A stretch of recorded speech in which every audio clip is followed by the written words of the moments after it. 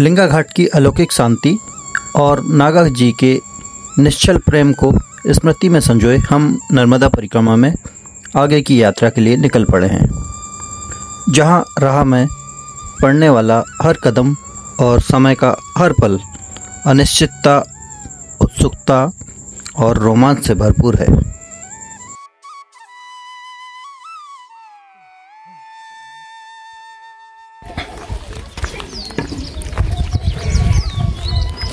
बस्ती से गुजरते वक्त कई बेफिक्र, बेपरवाह और मासूम चेहरे दिखाई दिए, जो अपनी एक अलग ही दुनिया बसाए गुड्डा गुड़िया की शादी का खेल खेल रहे थे, जिन्हें देख एक पल के लिए ही सही हम अपने बचपन में झांक आए।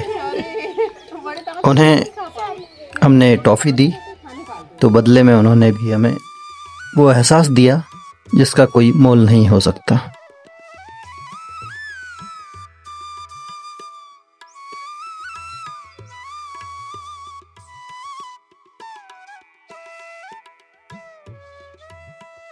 हाँ, चेहरा तो दिखाओ अब। ये देखो, ये है इनकी दुल्हनिया। बारात आई है अभी? कब आ रही? आ गई बारात? दूल्हा अभी आया, आगे आए कि नहीं? हाँ, वो है, देखो वो है। चलो चलो चलो चलो चलो चलो, अच्छे से दिखाओ। ये देखो, ये मुकुट पगड़ी पहन के ये दूल्हा की भी बारात लेके आ गया है। ये देखो, ये सब है बाराती। देखो, ये इतने सारे बाराती खड़े हैं। देखो, ये सब बाराती खड़े हैं। ये हाँ, ये दुल्हन वाले हैं। ये लोग दुल्हन वाले हैं। नर्मदे नर्मदे। कुछ दूर चलने पर साधु की एक कुटिया मिली, जहां आमंत्रण मिला चाय का। वहां बैठे कुछ साधु चिलम पी रहे थे, किन्हीं बातों में उलझे हुए थे। तभी कैमरा देखते ही उनमें से एक साधु भड़क उठा। ऐसा लगा जैसे कोई राज छिपा रहा हो, शायद अपराधी जो साधु वेश में खुद को छिपाए बैठा हो।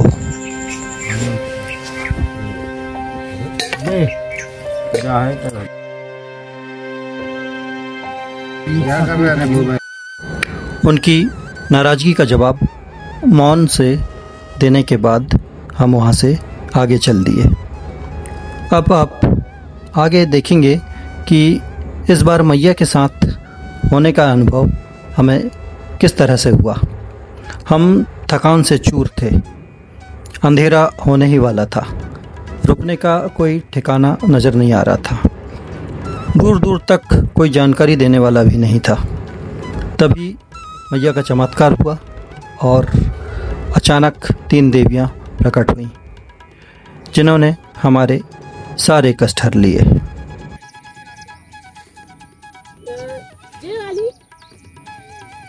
सीधे हाथ या उल्टे हाथ? पूछो। उल्टा हाथ, सीधा हाथ।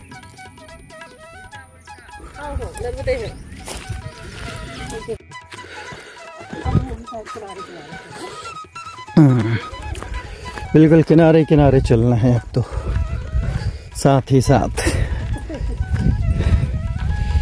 अभी थोड़ी सी दूरी थी मैया से, अब वो दूरी भी खत्म हो गई।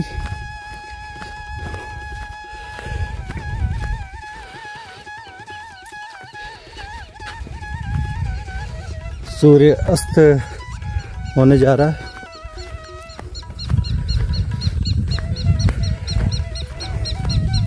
शाम के समय हम लोग इसलिए निकले कि ज़्यादा दूरी नहीं है, अगला जो पड़ाव है सिर्फ 3 किलोमीटर की दूरी पर ये पड़ाव अगला है, इसलिए हम लोग निकल गए और उम्मीद है कि अंधेरा होने से पहले वहाँ पहुँच जाएंगे। एक तरफ बाएं तरफ गेहूं के खेत और दाएं तरफ मैया का सहारा।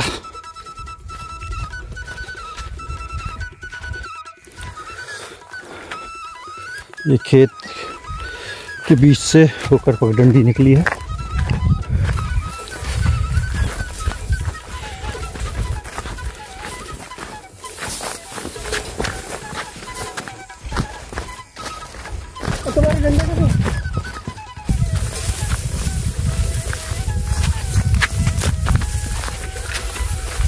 ऐसे लग रहे हैं कि गेहूं के खेत के नीचे कभी नहीं जा सकते वापस। ये देखिए हम लोग दोनों साइड गेहूं के खेत के बीच से हमने लोग निकल रहे हैं। दोनों तरफ गेहूं, कहीं हरी है, कहीं कहीं हरी, कहीं कहीं सोने जैसी सुनहरी। सोना लगा खेतों में, कनक एक किसान का सोना लगा है खेत में, और वो खेत में वो दवाई नहीं डालते हैं, सिर्फ एक जो कचड़े की जो दवाई होती है ना वो बस डालते हैं, बाकी यूरिया वगैरह वो नहीं डालते। जरूरत नहीं पड़ती।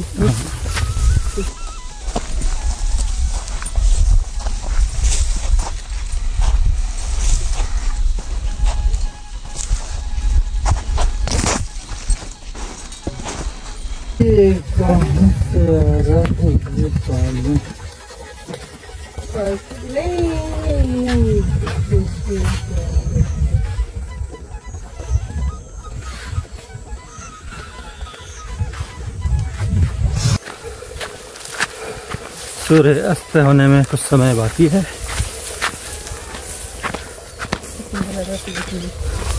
कितना सुंदर नज़ारा।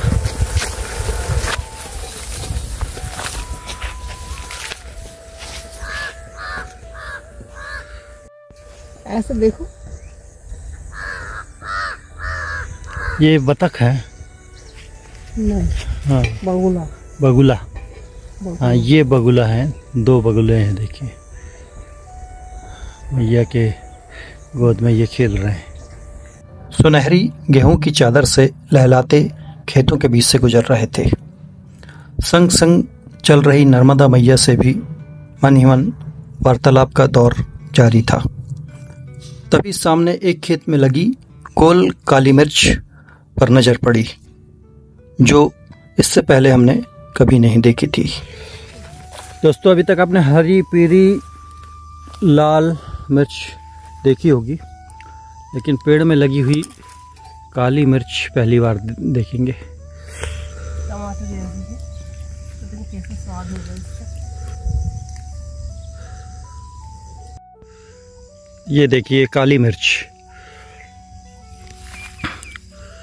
छोटी होती हैं, साइज में काफ़ी छोटा होता है ये।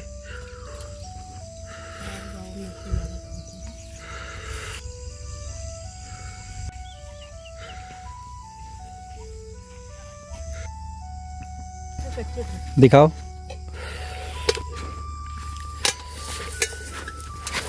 ये देखिए काली वाली दिखाओ। ये देखिए, ये है गोल काली छोटी मिर्च। अब इसको किस नाम से जाना जाता है पता नहीं। हमने कुछ मिर्चें तोड़ी हैं, अगर हो सका तो इनका स्वाद कैसा होता है ये देखेंगे टेस्ट करके। पॉसिबल हुआ तो इसकी चटनी बना कर खाई जाएगी। वो उसको वो क्या बोलते हैं, वो लगा वो काग भगोड़ा। मिर्ची की रखवाली के लिए, जानवरों से बचाव के लिए काग भगोड़ा दिखाई दे रहे हैं वो।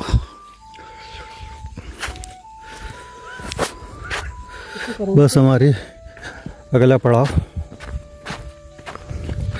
10-15 मिनट की दूरी पे है।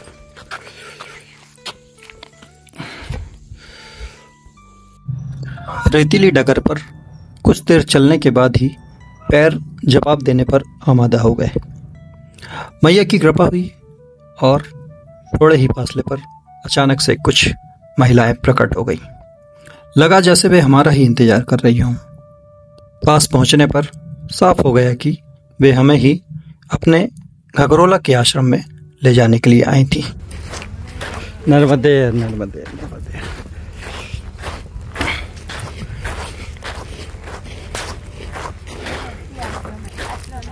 यहाँ से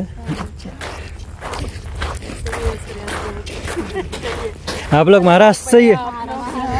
महाराष्ट्र से है ना? हाँ, MP।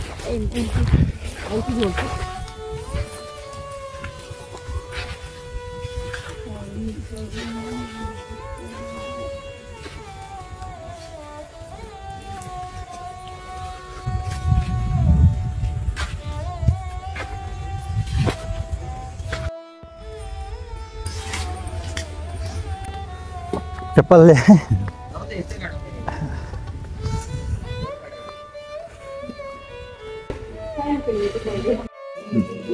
भजन गीता नाम श्री हरि से सौदनो के नाम गीता पुकारे जीवा अन्न है पूर्ण ब्रह्म उदर वर्ण है दांडे यज्ञ कर्म सीता कांत स्मरण जय राम।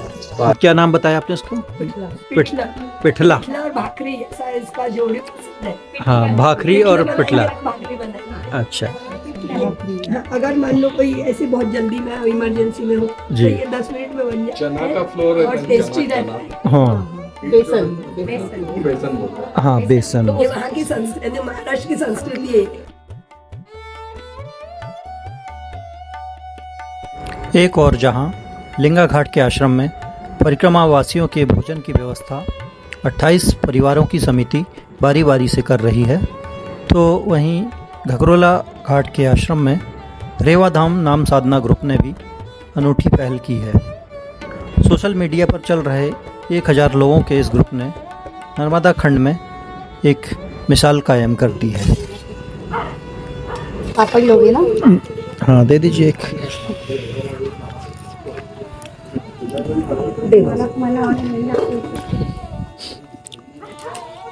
घगरोला घाट में एक आश्रम है, लिंगा घाट से लगभग 3 किलोमीटर की दूरी पे पैदल दूरी है। वहाँ पे आज का हमारा पड़ाव है, यहाँ हम आज विश्राम कर रहे हैं।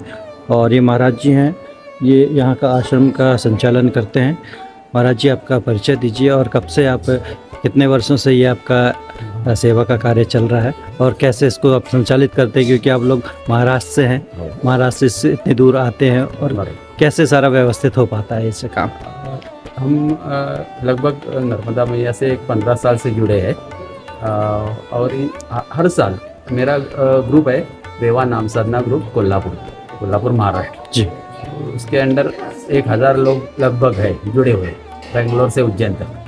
और अगले 5 साल से हम ये सेवा भी दे रहे हैं अलग अलग जगह पर जाकर। हर साल एक आधा ऐसा जगह देखते हैं जहाँ सेवा नहीं हो रही है, क्योंकि सदाव्रत वगैरह चलता है बहुत सारा, और परिक्रमा से थक कर आते हैं और सदाव्रत से उनको आने का बात बनाना ये मुमकिन नहीं होता। इसलिए हम ऐसा सोचकर हमारा ग्रुप हर 15 दिन में अलग अलग ग्रुप रहते हैं, 15 दिन का बैच रहता है जी। और पूरा 1 अक्टूबर यानी दशहरा से पहले आसपास अप्रैल तक हम ये आश्रम अलग अलग जगह पर चलाते हैं। 6 महीने मान लीजिए। 6 महीने, लगभग 6 महीने। 6 महीने। हाँ, तो 15 दिन में बैच बदलते हैं। स्थान भी बदलते हैं? स्थान हर साल बदलते हैं। अच्छा, स्थान हर साल बदलते हैं। इस साल ये है और पहले रामपुरा में था। इसके आगे थोड़ा आप जाएंगे तो आपको बड़ा पलोहा लगेगा, उसमें उल्थान नाम है, उधर भी हम सेवा थी। मड़िया अंडे घाट नेपाली बाबा के यहाँ भी सेवा दी। अलग अलग जगह पर हमारे लोग जाकर सेवा देते हैं। ये 5 सालों से ये अभी तक 5 सतत चालू है। एक साल में और 2-3 भी आश्रम चलाते हैं, वैसे कुछ नहीं कि यही है। इसके साथ में हम पिपले आश्रम गुजरात में भी सेवा दिए। अलग अलग जगह पर जितनी हो सके उतनी थोड़ी बहुत सेवा देते हैं। नर्मदा की तरफ से सब नियोजन करते हैं, किराना वगैरह सब भरते हैं हम खुद, और खुद खर्चा करके लोग आते हैं इधर। हमारे ग्रुप के सब नर्मदा प्रेमी है, इसलिए सब हो जाता है, मैया करवा लेते हैं, हम कुछ नहीं करते। चलिए, नर्मदे यहाँ कर लेते बस। जो भी सेवा के लिए जो ग्रुप आता है उनका यहाँ पर रुकने की व्यवस्था इस हॉल में हो रहती है।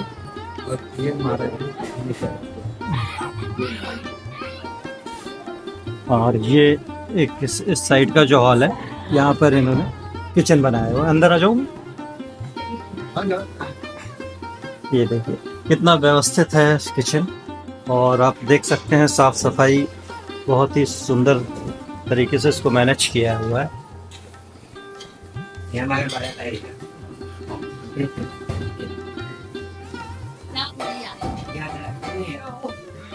ये वॉशिंग के लिए। आपका नाम? मैं प्रतिमा केतकर कल्याण से। हाँ, तो 5वां साल है जी सेवा के लिए आने। से तो भाई के साथ रहती हूँ। अभी जो ग्रुप आया है उसका कैप्टन है आप? हम सभी सेवे करिए। और वो जो बैठे हैं महाराज जी जो अभी से वो मेरे भैया। अच्छा, आपके ब्रदर है। हाँ, मौसा जी, मतलब मौसे के पिताजी, उनके से आ रहे हैं हम लोग सब। आपका परिचय माता जी? नर्मदे। आपका परिचय है? नहीं, हम लोग पनवेल से आए। पर आप पनवेल से हैं? अच्छा, तो यहाँ पे अलग अलग शहरों से हम वही एक दूसरे को जानते नहीं जानते। ओहो, मैया ने सबको एक करके रखा है। देखिए दोस्तों, मैया की कृपा और मैया की महिमा देखिए। ये सारा जो ग्रुप आप देख रहे हैं ना, सेवा के लिए यहाँ पर है, तो ये सभी एक दूसरे से अपरिचित हैं। कोई इस शहर से है, कोई पनवेल से है, तो कोई कोल्हापुर से है, तो कोई लातूर से है, तो कोई नागपुर से है, सब वहाँ से कोई ये बाबा जी अमरोहा से है। आप मुंबई और कल्याण से हैं जी? गोवा। आप गोवा से हैं। बताइए, देखिए मैया कहाँ कहाँ से लोगों को कहाँ कहाँ से मिला देती है। और हम लोग आए जबलपुर से। ये कितने सारे शहरों के लोग, अलग अलग प्रांत और अलग अलग स्टेट के लोग एक जगह मैया ने आज मिला दिया है। अद्भुत अद्भुत महिमा। नर्मदे। आश्रम में महाराष्ट्र की पारंपरिक डिश पिठला बेसन और मसाला भात प्रसादी में पाया। रात आश्रम की नेट से बनी कुटिया में शांति और सुकून के साथ बीती। रात भर गहरी नींद के प्रभाव से खर्राटों का संगीत भी चलता रहा, जिसका पता सुबह मिले उल्हानों से चला। तो बाबा जी, हमारे खर्राटे इतने तेज आ रहे थे, पूरे गूंज रहे थे क्या? यहाँ तक? नहीं, यहाँ तक नहीं उतर पीछे थे ना। हाँ, अच्छा, मंदिर तक तो आ रहे थे। देखिए, नींद में इतने ज़्यादा खर्राटे ले रहे थे कि बाबा जी बता रहे हैं कि हमारे खर्राटे मंदिर तक गूंज रहे थे, पूरे मंदिर परिसर में। बाबा तो खर्राटे ले रहे हैं भाई। गहरी नींद में थे मतलब। चलो, आनंद आ गया गहरी नींद में।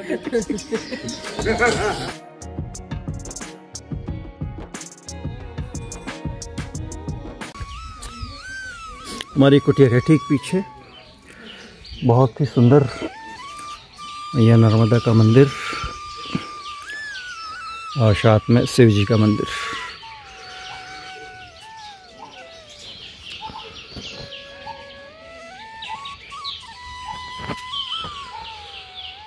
बहुत सुंदर।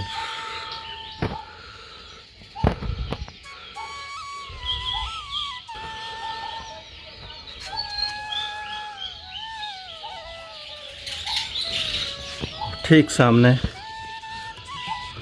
मैया दर्शन दे रही है।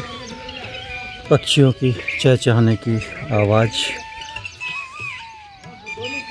मैया की धार और मैया पे मैया की खेत खलिहान कछारों के रूप में हरी और सुनहरी चादर।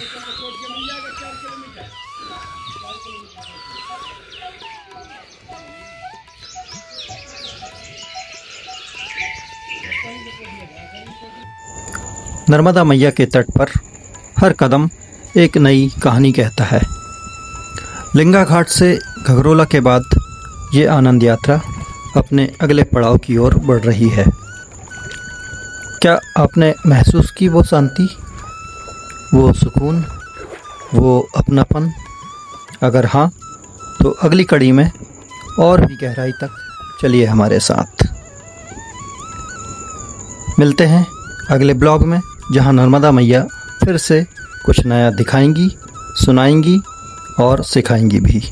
तब तक के लिए नर्मदे हर।